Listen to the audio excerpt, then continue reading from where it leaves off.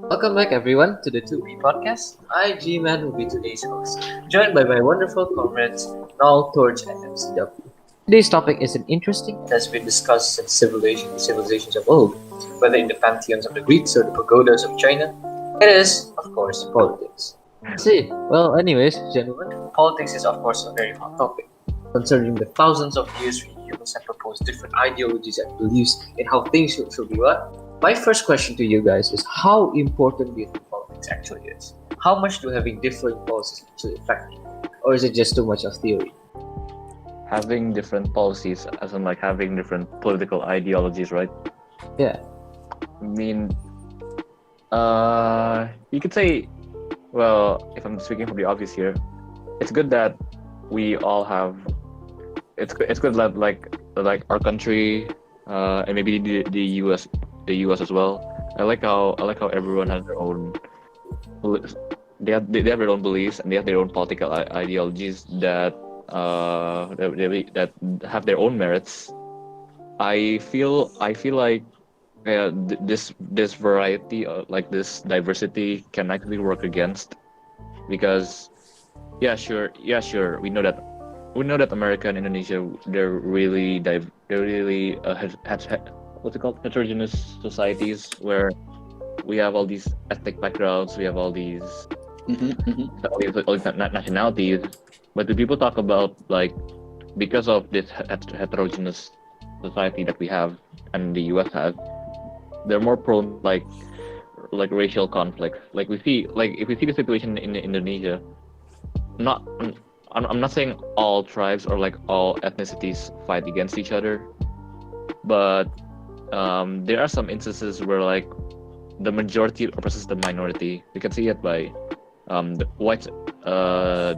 growing popularity of white supremacists, where they oppose immigrants, and that might actually hinder our development, because we're not listening to like the people we actually have to listen to. We only listen to like people who are really similar with us, or like people who agree with us, but like on by instinct we don't really like listen to, like for example, we have a homophobe, and like for example, a homosexual has a really good point, but this homophobe hates him not because of what he thinks, but just because he's Stereotype. gay. Yeah. So it's more of like racial ideology, as in like the more you're exposed to different types of people around you, you're basically more accepting of differing policies. Is that what you mean? It's like it's like how, because of this diversity, there might be a potential that we might not understand each other. Yeah. Can I add to that? Sure. Go ahead. I for one think similarly to Knoll, where we all know humanity's filled to the brink, right? There's definitely going to be interaction between, populations.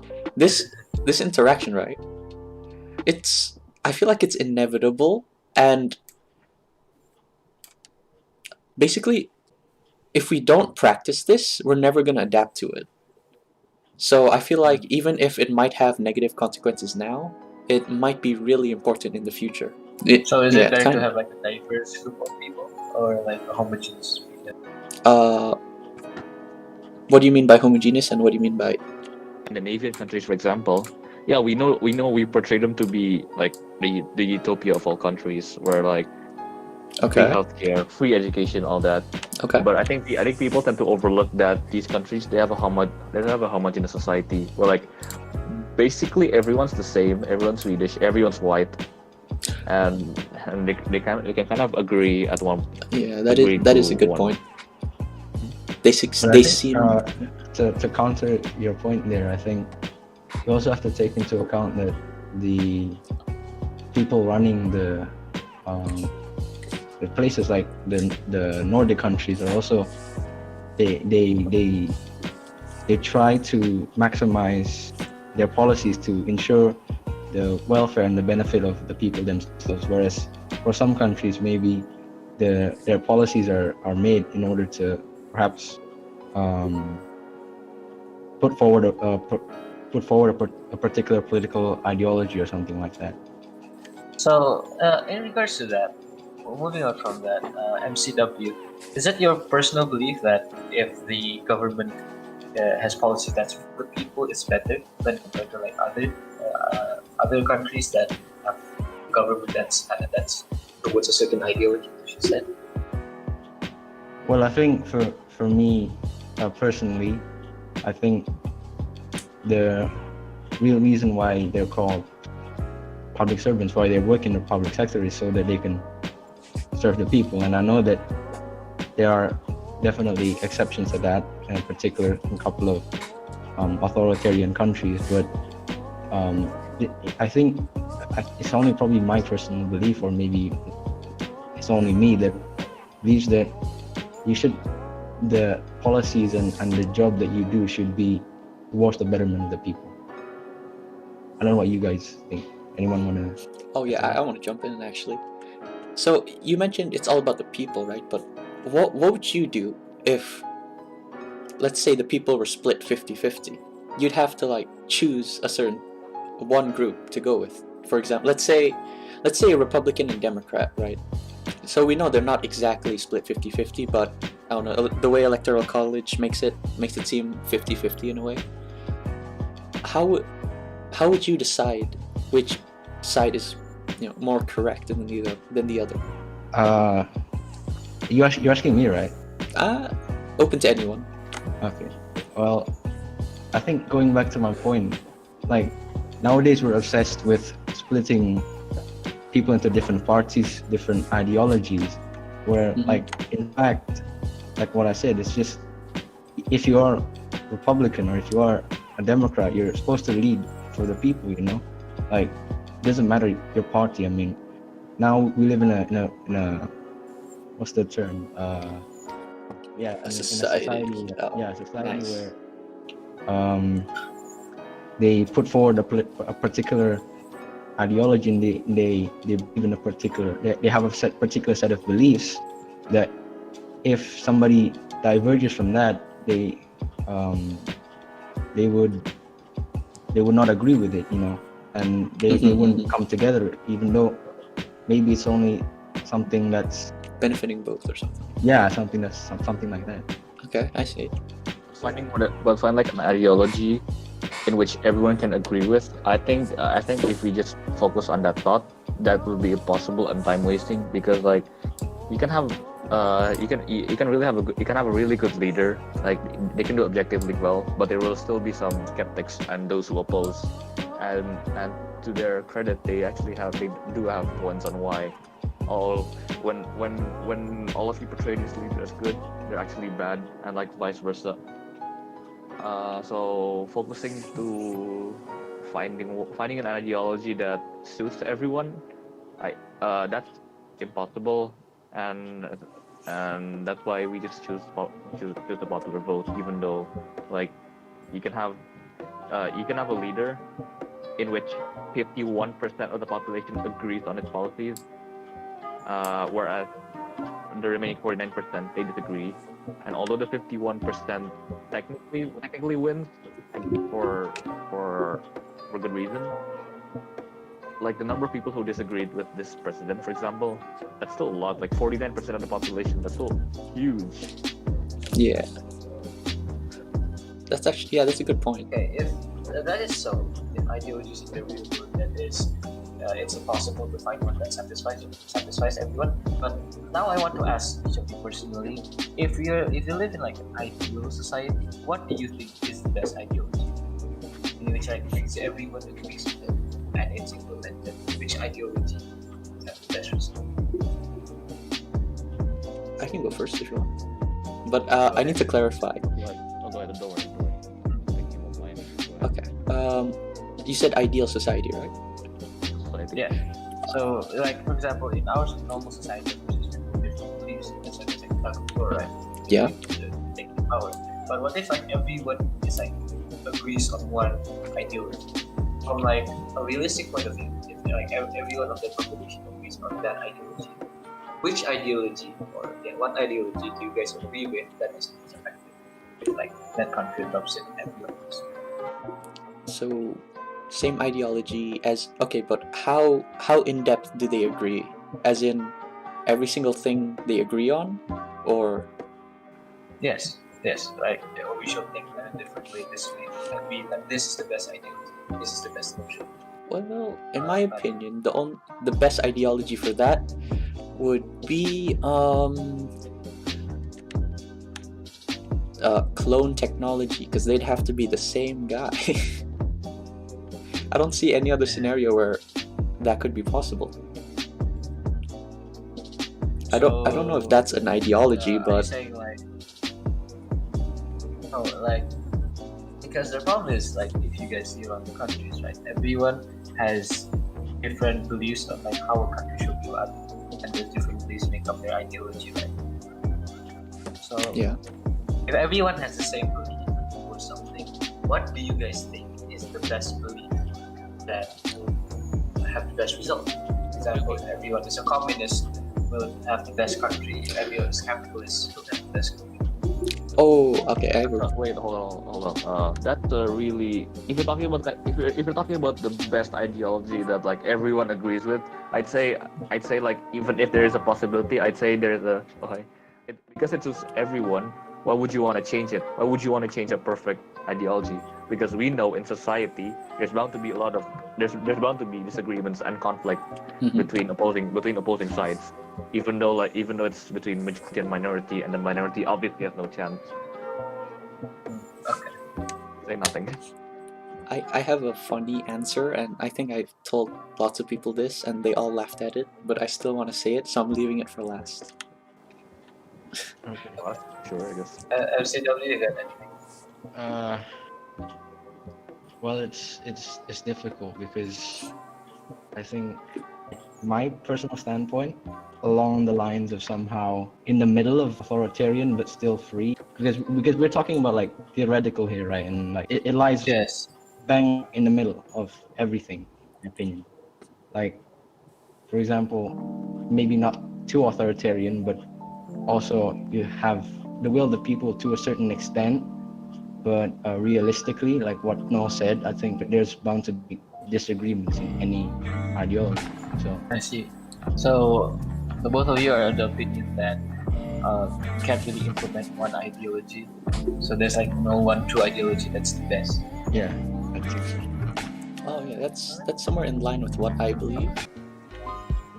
Well, I guess the point here is to have one particular ideology. I understand you all correctly, but since you were all talking about the American politics here, and let's talk about what just has recently happened. The United States presidential election. Now, indeed, we knew that it was a very close race, right? With Biden barely edging out the win, while the current President Trump has accused his camp of voter fraud. Now, of course, we'll talk about that voter fraud later, but for now, gentlemen, I want to know your opinion about the election themselves, specifically the strategies that both sides used. What did you observe that made those strategies effective, and why did ultimately Biden win instead of Trump? I guess I'm gonna talk about from like Joe Biden's point of view. Now if any of you here are what's it called? If any of you guys support Joe Biden, do correct me if I'm wrong on this. But the way I see Biden's marketing tactic is we know that Americans they're not fond of Trump. Like they don't see Trump as a presidential figure, Some, given how like on at least what we see in social media at least. Trump pulls out of the Paris climate agreement, or oh like yeah. how it's being constantly brought up that Trump likes to go on holidays even though he's the president of the United States. Well, Wait, hold on. The way I see Biden's tactic is basically it kind of like capitalizes on like Trump's mistake. By mistake, I mean like, oh, you're a president, but you can't even do this part right, and kind of like a play with words. I see how like Biden kind of like takes advantage of how Trump speaks. We can't Okay. like we can't argue that Trump speaks like a child. Am I right? So Yeah. Biden kind of like takes advantage of like gives the impression that Trump's a child, a clown. I guess that's why the presidential debate is so bad. The first one. It's Uh, more like because of his charisma, I think, compared to Trump's. That's like what swing voters would well, like. I think following Go ahead. from Noel's point there is, I think it's bang on in terms of Biden's campaign strategy. He's basically saying, you've seen what this guy's done, you've seen what he's done to the country. Now, if you pick me, for sure, it will be not as bad as this. I'm paraphrasing, but that's basically the campaign message that Biden sends. Other than obviously villainizing Donald Trump, the other thing that Biden did that, for me, I think especially won them some of the swing states in terms of like Pennsylvania and some of those swing states was Obama to campaign with him. Let's not forget, in the last 2 or 3 days of campaigning, he got Obama to campaign with him. And my point here is, the American people still love Barack Obama. They still remember Barack Obama as a president who is the complete opposite of Trump, who's funny and he's helped them edge out a really close race against some of the people who are already sticking with Trump even after what happened in the last 4 years. That's right. I agree with Knoll and MC that Biden's strategy was to point out Trump's wrongdoings because, well, to be honest, it's low-hanging fruit. It's pretty easy. But we also have to take into account that at the end of the day, Biden's ultimate goal was just to be the opposite of Trump because, well, at the end of the day, they're rival parties, and the best way to do it is to show how different you are from the other guy. And I think the fact that Trump was a bad president wasn't supposed to be his entire main plan, because we did see his interactions with his choice of choosing, let's say, Kamala Harris, right? Who, if you read about it, was kind of strict on policing, which is slightly towards Trump's ideals. You what? Actually, never mind. I retract that statement. I think he is. I think he is just pointing out all of Trump's flaws, to the point where he would sacrifice some left ideals that just to use those ideals that Trump couldn't use, like the Kamala Harris one. Yeah.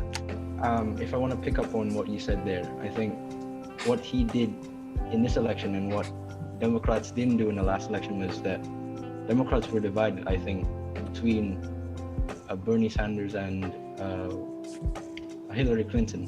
Like, they didn't push their chips into one side. They were like, but Bernie, but Hillary, they. And then when Hillary was chosen to represent the Democratic Party, they were like, oh, but I would rather vote for Bernie. So I'd rather sit out for this one.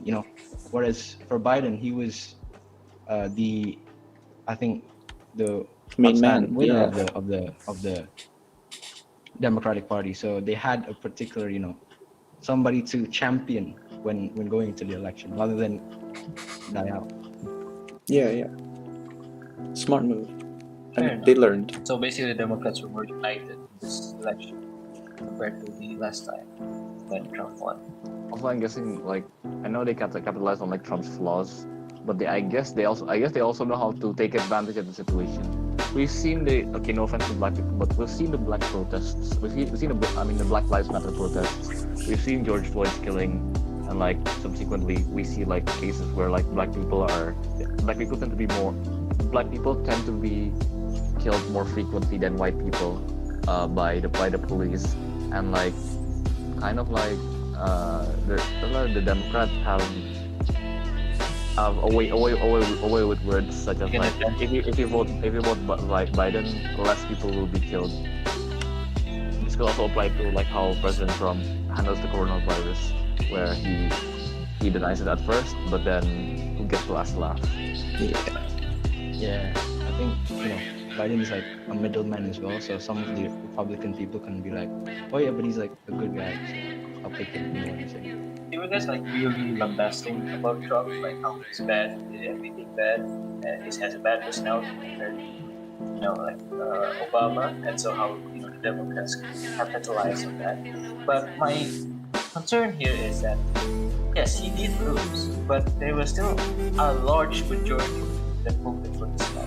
You guys, Oh, I can answer what this. is The Electoral College, basically the United States voting system where they made states with lower people have an equivalent vote to other places, right? Sorry, if you look at the popular vote, it's also quite similar. Sure, he did win popular vote, but by not a very large majority. It's not more than 65%. I think So- as well, for in the same way that the Biden was the champion of the Democratic Party, Donald Trump was the champion for the Republican Party in many ways as well. There's all of the, I think I'm not generalizing all the Republicans, but especially the people who believe in some of the more radical values, and the people who solely believe in that, and they need somebody to champion. They if they're like alone and they're like only several of them in different places, you're like, okay, but they're like the minority in several places. But then you look at like Donald Trump, and then I'm thinking, wait, this guy, he could be somebody to represent us. And especially, I think the one that really hit was when, I think it was the first debate, when he said, when he wasn't willing to denounce white supremacists. Oh yeah. That even riled up even more the white supremacists with believing in Donald Trump. And I think that's my opinion though. So I don't know what you guys think.